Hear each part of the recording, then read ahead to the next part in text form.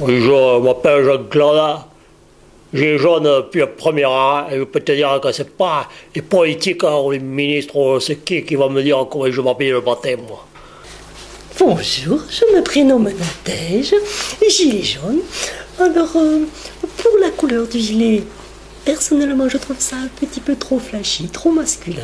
Alors moi, la couleur, je m'en fiche pas mal. Qu'il soit jaune, qu'il soit rouge ou même qu'il soit rosé, l'important, c'est qu'il soit couléant. Allez, à la tienne, hein. L'abus d'alcool est dangereux pour la santé.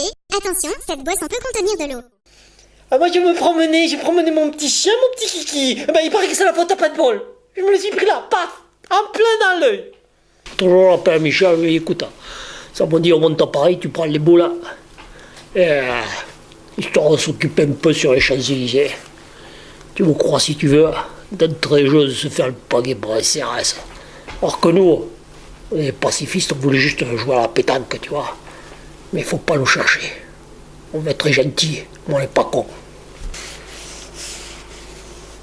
Alors, pour la matière, ça ne va pas du tout. C'est beaucoup trop dur, beaucoup trop riche pour ma peau fragile.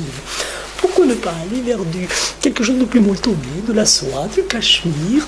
Alors voilà, je jette une bouteille à la mer, on sait jamais, c'est un industriel de bien saisir l'idée.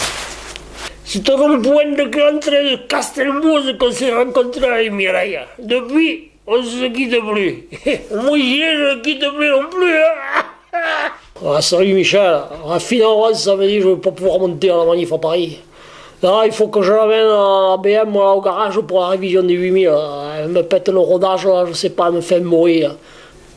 Non mais alors, on se foudre, voilà, on arrose tout le monde, on prend aux uns, on distribue aux autres, voilà. De toute façon, c'est toujours les mêmes, on tape toujours sur la classe moyenne, c'est toujours comme ça. Hein. Et qui c'est qui paye la fin? C'est qui paye? Hein. C'est qui? Et puis c'est toujours le contribuable, c'est toujours le contribuable qui paye la fin. Et ça, on n'en parle jamais assez. Eh bien, je me porte volontaire pour être leader de ce mouvement, les Gilets jaunes.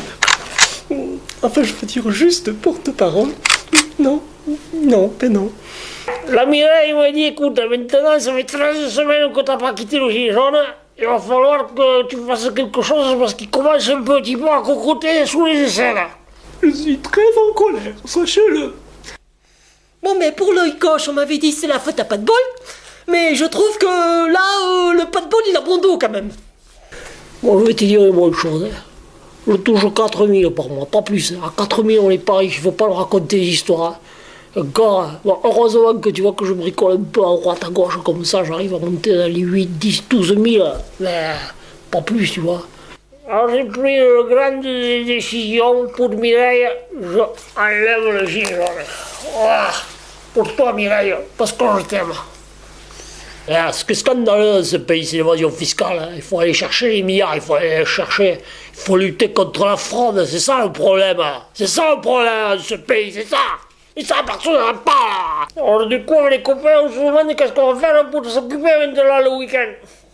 On va dire au Premier ministre, Barack Obama, je sais pas quoi qui s'appelle, qu'on n'est pas de la peine ni de la dernière pluie. Ah ben si c'est comme ça, mais je rentre chez les gens. C'est ça que je vais te dire, c'est ça.